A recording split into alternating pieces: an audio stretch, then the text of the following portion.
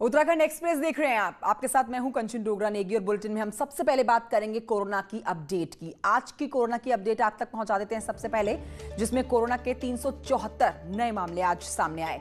24 घंटे में 13 कोरोना संक्रमित लोगों ने दम तोड़ दिया है।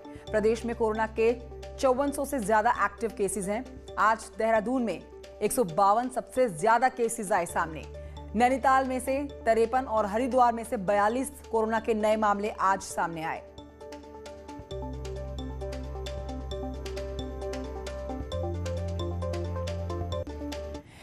इस बीच आज एक दुखद खबर भी सामने आई। पौड़ी जिला अस्पताल में तैनात senior surgeon doctor Ved Prakash Maurya का कोरोना संक्रमण से निधन हो गया। संयुक्त निदेशक ग्रेड के अधिकारी रहे डॉक्टर मौर्य 4 दिसंबर को जांच में कोरोना संक्रमित पाए गए थे, जिसके बाद से वो पहले हरिद्वार स्थित अपने घर में होम आइसोलेट रहे, लेकिन तबीयत बिगड़ने पर उन्हें 8 दिसंबर को एम्स ऋषिकेश में भर्ती करा दिया गया था। उन्होंने इलाज के दौरान आज दम तोड़ दिया। वहाँ उनका घर है, तो वहाँ जाके उन्होंने जो है वो वहाँ चले गए कोविड हॉस्पिटल में। तो वहाँ पर जो है जब उनकी तबीयत और कुछ खराब हुई तो वो जो है एम्स में भर्ती हुए, और एम्स में 8 तारीख को वो भर्ती हुए। मालूम चला कि जो है लगभग 8:56 पे रात्रि को जो है उनका देहांत हो गया। अब आगे बढ़ते हुए खबर कुंभ से जुड़ी हुई, जहां पर से एक बड़ी खबर आ रही है। कुंभ के सर्विलांस सिस्टम को लेकर सरकार ने बजट को मंजूर किया है। सीएम की मंजूरी के बाद 6 करोड़ 94 लाख की किश्त जारी हो चुकी है। वहीं कोविड केयर सेंटर के लिए 15 करोड़ 46 लाख मंजूर हुए हैं। कुंभ में 1000 बेड का कोविड केयर सेंटर बनेगा। इसके साथ ही हेल्थ फैसिलिटी के लिए 2 करोड़ 93 लाख मंजूर हुए हैं।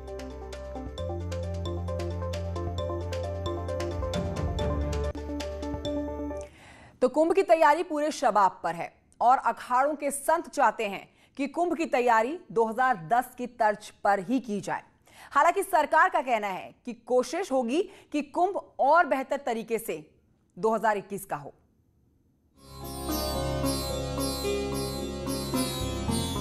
साल 2021 का कुंभ कैसा होगा?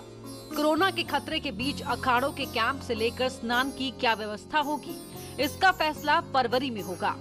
वहीं अखाड़ा परिषद का कहना है कि मेले की व्यवस्था 2010 की तरह होनी चाहिए, जहां संत भी आएंगे, कैंप भी लगेंगे और स्नान भी होगा। इसी पर सरकार ने अपना पक्ष साफ कर दिया है। बीजेपी विधायक मुन्ना सिंह चौहान ने मुख्यमंत्री की तरफ से साफ किया है कि 2021 की तुलना किसी दूसरे कुंभ से नहीं कर सकते, इसलिए 2021 का कुंभ 2021 की तरह से होगा, वो भी बेहतर से बेहतर। 2021 का कुंभ 2021 के हिसाब से होगा। कोविड-19 के परिस्थितियों को ध्यान में रख करके होगा, और माननीय मुख्यमंत्री जी का बहुत स्पष्ट दृष्टिकोण है, सरकार का बहुत स्पष्ट दृष्टिकोण है कि तमाम सारी परिस्थितियों को दृष्टि रखते हुए बेहतर से बेहतर इंतजाम 2021 के कुंभ के लिए किए जाएंगे। कुंभ की तैयारी को लेकर अखाड़ा परिषद और मुख्यमंत्री के बीच कई दौर की बैठक हो चुकी है, और मुख्यमंत्री बार बार ये साफ कर चुके हैं कि कोरोना के हालात के मुताबिक फैसला होगा। लेकिन संतों का कहना है कि अभी कोरोना कम है, इसीलिए मेला होगा। अगर कोरोना बढ़ेगा तो बैठकर बात होगी। अगर कोरोना बढ़ता है तो बैठ के आपस में निर्णय लिया जाएगा। अभी कोरोना तो बढ़ नहीं रहा है, तो ये साफ शब्दों में फिर कह रहा हूँ मैं कि हम लोगों ने कभी ये नहीं कहा है कि हम लोग मेला नहीं कराएंगे। हमेशा माननीय मुख्यमंत्री की बैठक में हमने हमेशा यही कहा है कि आप मेले का स्वरूप बनाइए, जो परिस्थिति बनेगी उसमें हम लोग बैठ कर निर्णय लेंगे। मार्च 2021 में कोरोना को 1 साल पूरा हो जाएगा, और शुरुआत से लेकर अब तक कोरोना का असर कुंभ की तैयारियों पर पड़ा है। ऐसे में करोड़ों लोगों का सैलाब नई मुसीबत ना खड़ी कर दे, ये भी सरकार के लिए बड़ी चिंता है। जबकि वैक्सीन आने पर कुंभ को सबसे पहले ध्यान में रखने की बात मुख्यमंत्री त्रिवेंद्र रावत खुद प्रधानमंत्री मोदी से कह चुके हैं। न्यूज़ 18 के लिए देहरादून से दीपांकर भट्ट की रिपोर्ट। तो हरिद्वार कुंभ से जुड़ी हुई एक और बड़ी खबर आप तक पहुंचा देते हैं। कुंभ में 40 कंपनी, पैरामिलिट्री फोर्स, एसएसबी और सीआईएसएफ की 7 कंपनियां आईटीबीपी की 6, बीएसएफ और सीआरपीएफ की 10-10 कंपनियों की तैनाती होने वाली है। एनएसजी, स्नाइपर्स और बीडीएस की टीमों की भी तैनाती की जाएगी। केंद्रीय गृह विभाग ने इसकी मंजूरी दे दी है। 1 जनवरी के बाद अलग अलग चरणों में इसकी तैनाती होगी। और गवर्नमेंट ऑफ इंडिया के द्वारा भी हमें आदेश मिल चुका है कि 40 कंपनी सेंट्रल पैरामिलिट्री फोर्सेज अभी मिलेंगी, जिसमें कि पहली जो टुकड़ी है 5 कंपनी की वो हमें 1 जनवरी को प्राप्त हो रही है। और क्योंकि पुलिस में कुंभ के या नोटिफिकेशन से काफ़ी पहले से ही फोर्सेज आना स्टार्ट हो जाती है, उस लिहाज से हमें एसएसबी के 7 कंपनीज मिल रही है, आईटीबीपी की 6 और सीआईएसएफ की 7 और जो हमारी बीएसएफ और सीआरपीएफ है उसकी 10-10 कंपनी मिल रही है। अब आगे बढ़ते हैं, नैनीताल से एक बड़ी खबर आ रही है, वो आप तक पहुंचा देते हैं। उत्तराखंड बार काउंसिल ने सभी राज्य के बार एसोसिएशन को चिट्ठी लिखी है और 2 जनवरी से कोर्ट में फिजिकल सुनवाई को लेकर राय मांगी है। हम आपको यहां जानकारी दें कि अब तक कोविड की वजह से कोर्ट में ऑनलाइन सुनवाई चल रही है।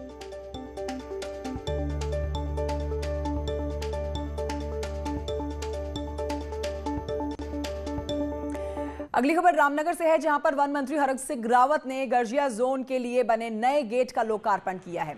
इस दौरान उन्होंने इस जोन को पर्यटन के लिए मील का पत्थर बताया। उन्होंने कहा कि ये गेट आने वाले समय में हजारों लोगों को रोजगार देगा। अभी इस जोन में सुबह शाम 30-30 जिप्सियां पर्यटकों को लेकर जा रही हैं। हालांकि इस जोन को 15 नवंबर को आमडंडा गेट से शुरू किया गया है, लेकिन अब इस जोन की जिप्सियां गर्जिया में बने इस नए गेट से जाएंगी।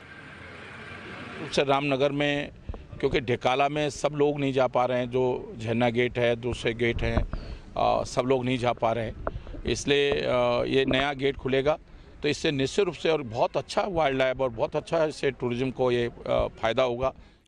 28 दिसंबर को कांग्रेस 136वें स्थापना दिवस पर तिरंगा यात्रा निकालेगी, लेकिन सवाल यह है कि क्या उत्तराखंड में कांग्रेस 2022 में 36 सीटें जीत पाएगी और क्या कार्यकर्ताओं के हाथ में पार्टी के झंडे थमा पाएगी?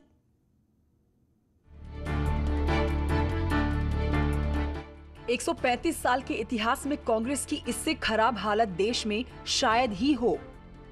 20 साल के उत्तराखंड में कांग्रेस 11 विधायकों पर सिमटी है। ऐसे में जब 28 दिसंबर को कांग्रेस अपना 136वां स्थापना दिवस मनाएगी तो हर नेता के हाथ में तिरंगा थमाएगी और कोशिश होगी कि संगठन को एकजुटता का संदेश दिया जा सके। जिस झंडे के लिए हमने हमेशा अपने प्राण न्यौछावर करने के लिए हम लोग तैयार रहे, उसको लेकर के तिरंगा यात्रा होगी। प्रदेश अध्यक्ष प्रीतम सिंह जी के नेतृत्व में हमारे पूरे प्रदेश के जितने महत्वपूर्ण नेता हैं, जितने बड़े नेता हैं, पूर्व मुख्यमंत्री हैं, हमारे पार्टी के विधायक हैं, सांसद हैं, पूर्व सांसद हैं, पूर्व विधायक हैं, वर्तमान विधायक हैं, ये सब लोग उसमें शामिल होंगे।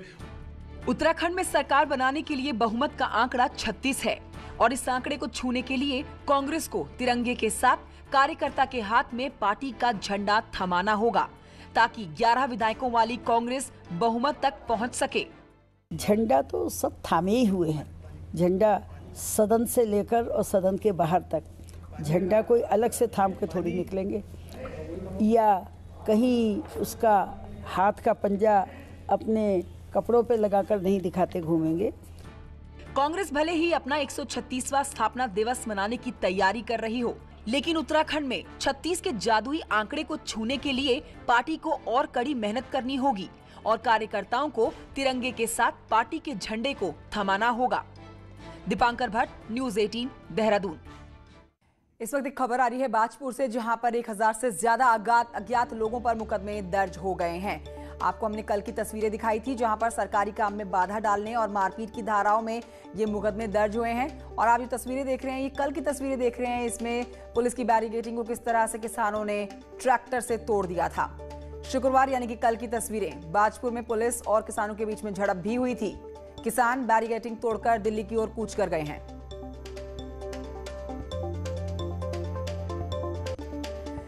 बीजेपी के उत्तराखंड प्रभारी दुष्यंत गौतम ने कल उधम सिंह नगर में किसानों के हुए प्रदर्शन पर कहा है कि सरकार ने किसान बिल पर किसानों के साथ चर्चा करने के लिए हमेशा अपनी तैयारी दिखाई है, लेकिन कुछ लोग किसानों को भड़काकर अपनी राजनीति कर रहे हैं। वहीं पर विरोधियों पर निशाना साधते हुए कहा गया कि पहले शरद पवार, राहुल गांधी और मनमोहन सिंह इस किसान बिल की मांग कर चुके हैं। हो चुकी हैं, ऑटो सीटिंग में हमने बुलाया है उनको, वो हमारे पास नहीं, हमने ही बुलाया है और हमने समाधान की ओर बढ़े हैं। और जो हमने 3 बिल लेकर आए हैं ये हमारे बिल नहीं हैं। इसके लिए शरद पवार अपने कृषि मंत्री थे, सब बोलते रहे थे। इसके लिए राहुल गांधी बोलते रहे, उनके मैनिफेस्टो में भी लिखा हुआ है। इसके लिए मुलायम सिंह यादव बोलते रहे, इसके लिए मनमोहन सिंह बोलते रहे। अब खबर हरिद्वार से है, जहां पर प्रेमनगर आश्रम के गोवर्धन हॉल में आयोजित इंडिया डेवलपमेंट एक्सपो कार्यक्रम से पहले उस समय अफरा तफरी मच गई जब शॉर्ट सर्किट के चलते हॉल की सीलिंग में आग लग गई। लेकिन गनीमत रही कि आग पर वक्त रहते काबू कर लिया गया, नहीं तो बड़ा हादसा हो सकता था।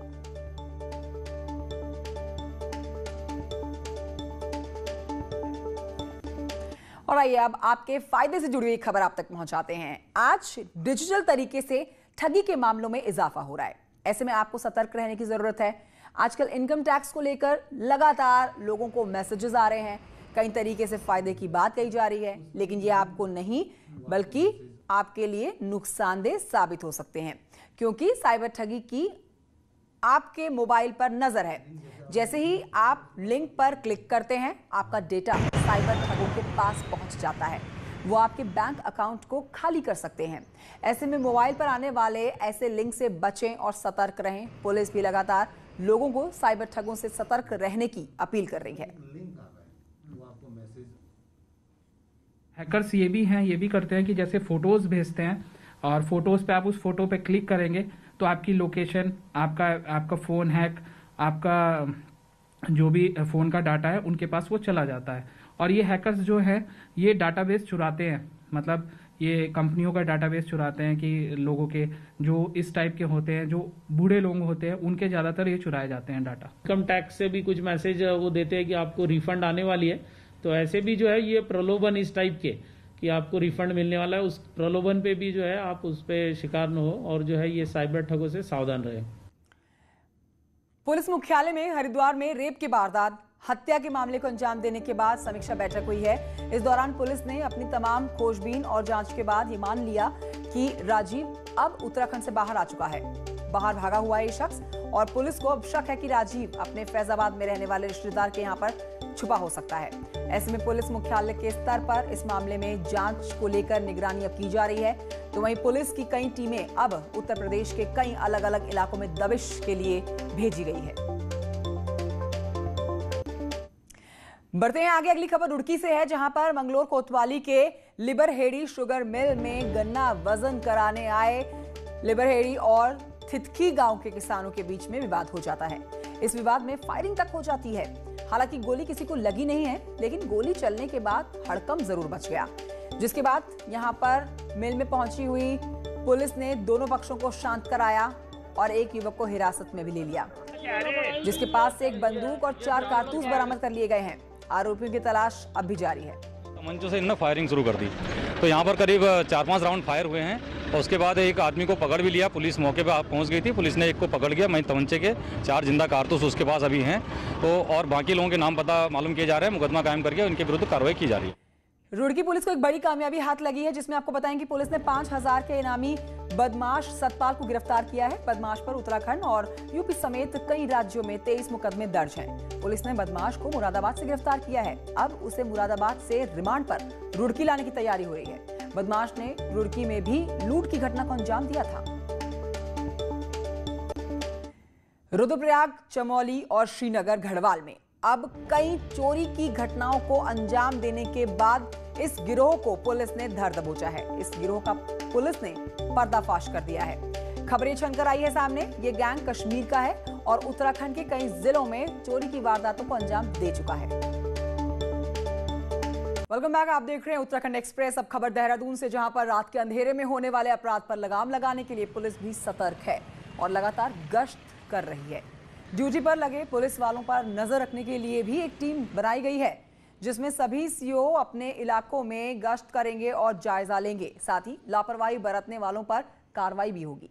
एसएसपी ने बताया है कि शहर में क्राइम ना बढ़े, इसके लिए कई फैसले लिए जा रहे हैं। इस वक्त एक बड़ी खबर आ रही है हल्द्वानी से, जहां पर एक ब्यूटिशियन को संदिग्ध मौत के घाट उतारा गया है। संदिग्ध अवस्था में इस ब्यूटिशियन की लाश मिली है। ब्यूटिशियन का शव घर के अंदर पंखे से लटका हुआ मिला है। ब्यूटिशियन आरटीओ रोड के जयदेवपुर में रहती थी और पुलिस अब इस मामले की छानबीन में जुट गई है। इसी खबर के साथ उत्तराखंड एक्सप्रेस में इतना ही। छोटे से ब्रेक के लिए रुक जाते हैं, जल्द लौटेंगे।